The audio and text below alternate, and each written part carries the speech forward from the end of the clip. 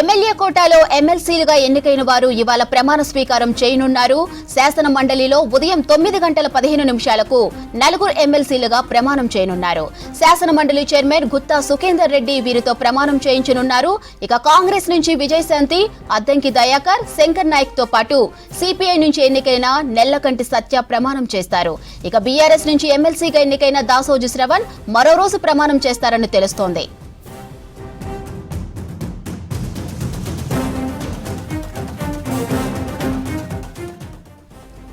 MLA కోటాలో ఎమ్మెల్సీలుగా ఎన్నికైన వారు ఇవాళ ప్రమాణ స్వీకారం చేయనున్నారు. శాసన మండలిలో ఇవాళ ఉదయం 9:15 నలుగురు ఎమ్మెల్సీలుగా ప్రమాణం చేయనున్నారు. శాసన మండలి చైర్మన్ గుత్తా సుఖేందర్ రెడ్డి వీరితో ప్రమాణం చేయించనున్నారు.